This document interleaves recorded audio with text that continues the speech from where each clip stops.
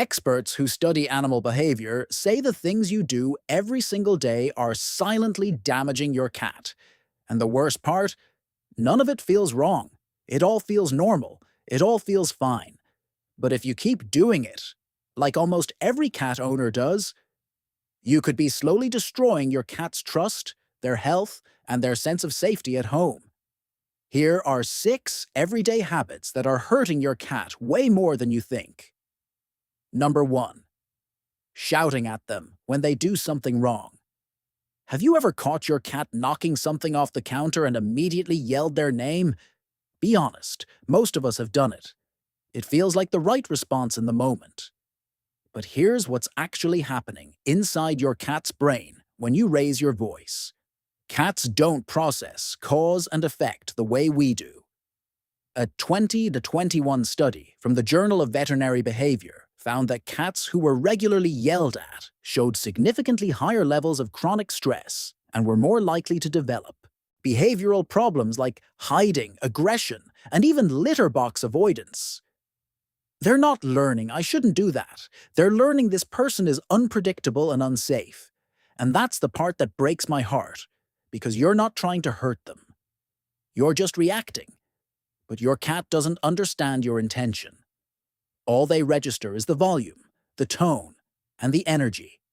And over time, that doesn't correct behavior. It quietly destroys the bond between you two. Think about it. If every time you walked into a room, someone randomly screamed at you, how long before you stopped wanting to be around them? That's exactly what your cat feels. Number 2. Never giving them a chance to hunt or play. When was the last time your cat actually chased something? And no, staring at a fly from across the room doesn't count. Most indoor cats go days, sometimes weeks, without a single real hunting experience.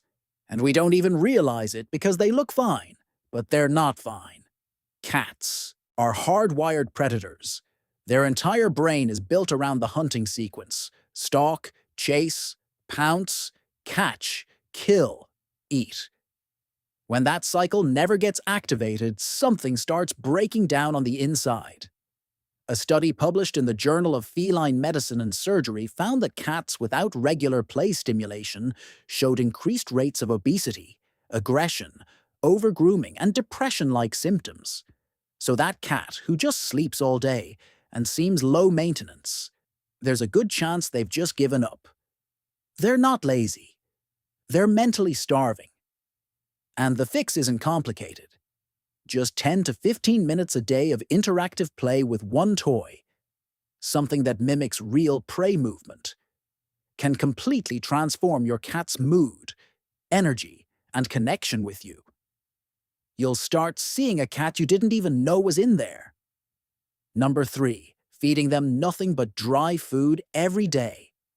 What if the food you've been giving your cat every single day is slowly dehydrating them from the inside out? Sounds dramatic, but it's not. Here's something most people don't know. Cats are desert animals. Their ancestors evolved to get almost all of their water from the prey they ate. That means your cat's natural instinct to drink water on their own is extremely low. They're just not built for it. So when their entire diet is dry kibble, which contains about 10% moisture, they're living in a state of chronic, low-level dehydration, and most owners never notice. A study from the Journal of the American Veterinary Medical Association found that cats on dry-only diets had significantly lower total water intake compared to cats eating wet food, even when fresh water was freely available. Over time, that chronic dehydration puts serious pressure on their kidneys and urinary tract. It's one of the leading contributors to kidney disease in cats, which is the #1 cause of death in older cats. And the frustrating part, it's so easy to prevent. You don't have to throw out the kibble entirely. Even mixing in some wet food a few times a week makes a massive difference. You're basically giving their kidneys a fighting chance just by changing one meal. Number 4. Touching them in places they hate being touched. Ever been petting your cat, and out of nowhere they bite you, and you're sitting there like, what did I do? Well, you probably touched the wrong button. Most owners pet their cats the same way they'd pet a dog. Long strokes down the back, belly rubs, grabbing their tail area. And with dogs, that works great. But cats are wired completely differently. Their skin is loaded with nerve endings that go from pleasant to overstimulated in seconds. It's called petting-induced overstimulation, and it's one of the most misunderstood things in cat behavior. A study from the University of Lincoln found that cats showed the lowest stress responses when touched around the cheeks, the base of their ears, and under the chin. But when owners focused on the belly, or the base of the tail, stress hormones spiked almost immediately. So that belly your cat shows you, it's not an invitation. It's actually a sign of trust. And when you go in for the rub, you're betraying the exact trust they just offered you. That's why some cats seem hot and cold. One minute they're all over you, the next they're running away. It's not random. They were trying to enjoy the moment, and you accidentally overwhelmed their nervous system without knowing it. The fix is simple. Stick to the safe zones. Slow, gentle strokes around the head and cheeks. Let them lean into you. And the moment you see their tail start flicking or their ears flatten, stop. That's their way of saying, I love you, but that's enough. Respect it, and watch how much longer they stay next to you. Number 5, placing the litter box somewhere they feel trapped. Where is your cat's litter box right now? Be honest. Is it tucked away in a basement, shoved behind the washing machine, or crammed into some dark closet? If it is, you might be the reason your cat is stressed every time they need to go. We hide litter boxes because we don't want to see them or smell them. Makes sense from a human perspective. But from your cat's perspective, you just put their bathroom in the scariest spot in the house. Cats are both predators and prey. That means every time they use the litter box, they're in one of their most vulnerable positions. They need to feel like they can see what's coming and escape if they need to. A box shoved in a tight, dark corner with only one way out goes against every survival instinct they have. Research in applied animal behavior science found that litter box placement and accessibility were among the top factors linked to elimination problems in cats.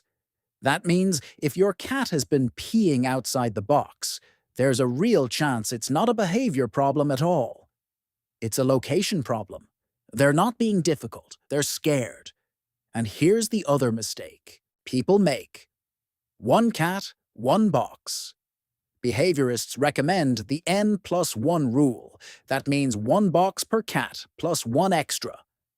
So if you have 2 cats, you need 3 boxes in different areas of the house. It gives them options and reduces territorial tension. Number 6, leaving them by themselves for too long. There's this myth that cats don't care if you're gone, that they're independent, self-sufficient, and honestly couldn't care less whether you walk through that door or not. It's one of the biggest lies in pet culture, and it's hurting millions of cats every single day. A 2020 study published in Current Biology found that cats form genuine attachment bonds with their owners, similar to the bonds dogs and even human infants form with their caregivers.